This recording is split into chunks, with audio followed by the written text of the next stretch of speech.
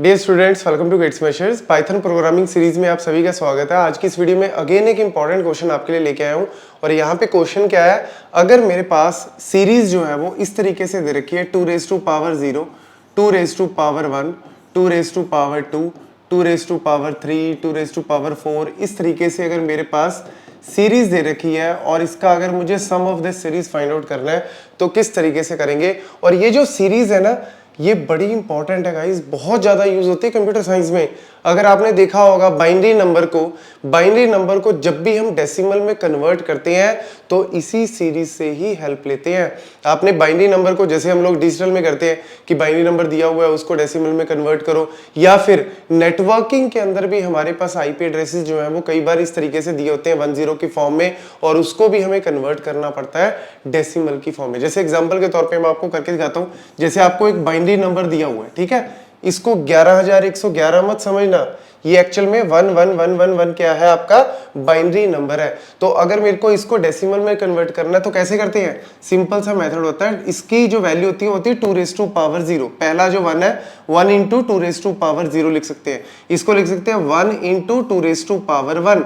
इसको 1 इंटू, क्योंकि इसकी वैल्यू क्या है 1, अगर 0 होती तो 0 कर देते इसको, लेकिन 2 रेज टू पावर इस तरीके से बढ़ती रहती है। 1 इंटू 2 रेज टू पावर 3, बीच में क्या होता है प्लस साइन, और यहाँ पे 1 इंटू 2 रेज टू पावर 4। तो ये क्या हो गया जी आपका 16 प्लस 8 प्लस 4 प्लस 2 प्लस 1, क्योंकि 1 into 2 raise to power 0, 2 raise to power 0 क्या हो गया 1 ही। तो अगर आप इसको टोटल करोगे तो वैल्यू क्या आएगी आपकी 31। तो दिस इज व्हाट एक्चुअली कि हम किस तरीके से बाइनरी नंबर को कन्वर्ट करते हैं, और उसमें एक्चुअल में यही सीरीज का यूज है। अब अगर मैं इस सीरीज में आपको बोल दूं कि फर्स्ट 5 जो नंबर्स हैं, फर्स्ट 5 टर्म्स का सम फाइंड आउट करना है, तो फर्स्ट 5 कौन सी है, 1 2 3 4 5, इसका सम अगर फाइंड आउट करोगे तो क्या है 31। वही तो आपको करके दिखाया है कि फर्स्ट 5 का या फर्स्ट 4 का, फर्स्ट 10 का। तो अगर इसको मुझे इंप्लीमेंट करना है किसके अंदर, पाइथन के अंदर, तो कैसे करूंगा। तो दो मेथड होते हैं गाइज, एक है आइटरेटिव, ये हम ऑलरेडी मतलब इसमें सीरीज में चाहे ना किया हो हमने, लेकिन गेट्स मेशर पे तो मैं ऑलरेडी बहुत बार करवा चुका हूं। इवन एल्गोरिदम के अंदर भी, डेटा स्ट्रक्चर के अंदर भी हम लोग कर चुके हैं कि हमारे पास दो अप्रोचेस होती है। एक होती है आइटरेटिव अप्रोच कि 1 बाय 1 हम लोग सॉल्व करते हुए जाते हैं, मतलब पहले को सॉल्व किया, फिर दूसरे को सॉल्व किया, फिर तीसरे को सॉल्व किया। मतलब एक तरह से आप ऐसे कह दो कि अगर लेट्स से मुझे 5 लोगों को गोली मारनी है तो पहले को गोली मारी, फिर दूसरे पे गया, दूसरे को, फिर तीसरे को, तीसरे को, चौथे को। एक दूसरा मेथड क्या है, रिकर्सिव मेथड। रिकर्सिव मेथड क्या है, पहला अच्छा इसको मारनी गोली, इसको हमने पकड़ लिया, एक लाइन में खड़ा कर दिया, फिर दूसरा अच्छा इसको मारनी है, फिर दूसरे को उसके लाइन में, तीसरे को लाइन में, अभी गोली नहीं मारेंगे, चौथे को एक लाइन में, पांचवें को लाइन, पहले पांचों को एक लाइन में खड़े करेंगे और फिर उसके बाद एक गोली। तो मतलब एक तरह से अप्रोच है कि हम किस तरीके से करते हैं। तो आइटरेटिव भी कर सकते हो या फिर रिकर्सिव, जहां पे हम function calling itself again and again. तो यहां पे अगर मैं बात करूं आइटरेटिव अप्रोच में हम कैसे करेंगे, आइटरेटिव एक फंक्शन हमने बना दिया डेफ आइटरेटिव नाम का, टोटल इनिशियली हमने ले लिया, लेट्स से कोई भी वेरिएबल 0 हमने यहां पे ले लिया for i in range n। अब लेट्स से मैंने n की वैल्यू क्या दे दी 5, तो आपका जो लूप है वो 0 से, क्योंकि यहाँ पे इनिशियल वैल्यू नहीं दी, तो 0 से लेके जो वैल्यू आप देते हो उससे कम तक चलता है, मतलब 0 से n-1 तक चलेगा। तो 0 के लिए चलेगा, 1 के लिए, 2 के लिए, 3 के लिए और 4 के लिए। आपका इतनी बार जो है, मतलब टोटल 5 बार आपका लूप चलेगा, लेकिन 0 वैल्यू, 1 वैल्यू, 2 वैल्यू, 3 वैल्यू, 4। तो i की वैल्यू इस तरीके से आपकी जो है वो 0 से लेके आपकी वैल्यू जो है वो i की 4 तक चलेगी। और फिर उसके अंदर आपने सिंपल क्या किया, total is equal to total into 2 into i। तो यहाँ पे जब 0 वैल्यू हुई तो यहाँ पे 2 की पावर 0 और टोटल की वैल्यू क्या है, इनिशियली 0 है, तो 2 की पावर 0 को रख इसी की पावर, मतलब यहाँ पे तो वैसे भी क्या हो गया 0 ही हो गया एक्चुअल में। क्यों, क्योंकि यहाँ पे आपने वैल्यू जो है वो टोटल इनिशियली क्या है हमारे पास 0 है, और यहाँ पे प्लस क्या किया 2 की पावर 0 किया, तो 2 की पावर 0 यहाँ पे क्या हो गया 1 और 1, और यहाँ पे इसको हमने सिंपली मल्टीप्लाई करने की तो यहाँ पे जरूरत ही नहीं है। 2 की पावर 0 क्या हो गया 1 प्लस टोटल, क्योंकि यहाँ पे मल्टीप्लाई नहीं कर रहे सर, हम टोटल कर रहे हैं। इसको हम क्या लिख सकते हैं, total is equal to total plus 2 की पावर i। इसको आप एक्चुअल में ऐसे लिख सकते हो, क्योंकि ये क्या होता है एक्सपोनेंशिएशन, आपका जो ऑपरेटर है एक्सपोनेंशिएशन। तो इसको total is equal to total plus 2 की पावर i।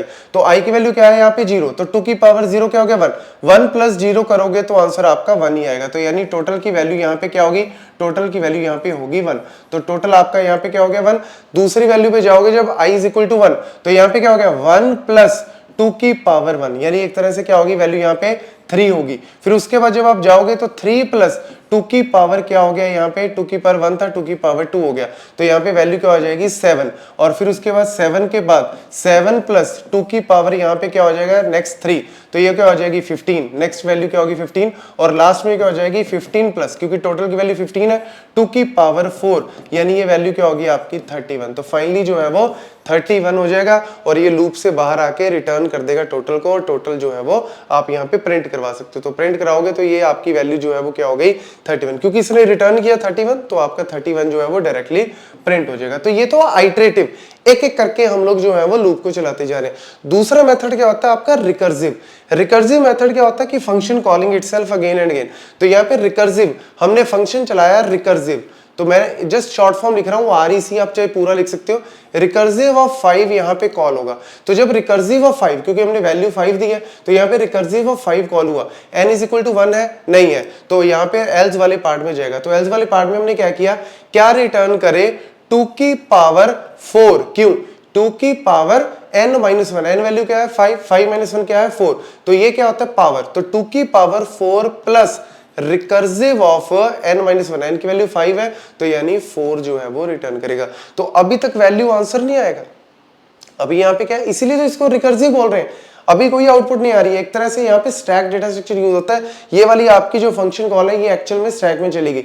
अब इसको कॉल करेंगे, जब रिकर्सिव ऑफ 4 को कॉल करेंगे तो क्या ये वैल्यू n के बराबर है, मतलब 1 के बराबर है, नहीं है, तो यानी इसने क्या करना है एक कम। अब रिकर्सिव n की वैल्यू अब क्या होगी 4 होगी, तो 4 माइनस 1 करोगे तो यहाँ पे वैल्यू क्या आ जाएगी 3, और रिकर्सिव ऑफ 3 को ये कॉल करेगा। अब रिकर्सिव ऑफ 3 को जब हम दोबारा एग्जीक्यूट करेंगे तो क्या ये वैल्यू 1 के बराबर है, नहीं है जी 1 के बराबर, तो ये क्या कॉल करेगा 2 इंटू n माइनस 1, अब n की वैल्यू क्या है 3, तो 2 की पावर 2 प्लस रिकर्सिव ऑफ 2, और फिर रिकर्सिव ऑफ 2 क्या करेगा 2 की पावर 1 प्लस रिकर्सिव ऑफ 1। अब जब रिकर्सिव ऑफ 1 कॉल होगा तो यहाँ पे n की वैल्यू किसके बराबर होगी 1, तो 1 इज इक्वल टू 1 ट्रू, तो यानी ये क्या रिटर्न करेगा, यहाँ पे रिकर्सिव 1 ने क्या रिटर्न कर दिया 1, तो 2 प्लस 1 क्या हो गया यहाँ पे 3, तो यानी इसने क्या कर दिया 3 प्लस 4, क्योंकि 2 की पावर 2 क्या होता है 4, 4 प्लस 3 क्या हो गया जी 7, तो यहाँ पे क्या आ गया 7, 7 प्लस 8 क्या हो गया जी 15, तो रिकर्सिव ऑफ 4 ने क्या हुआ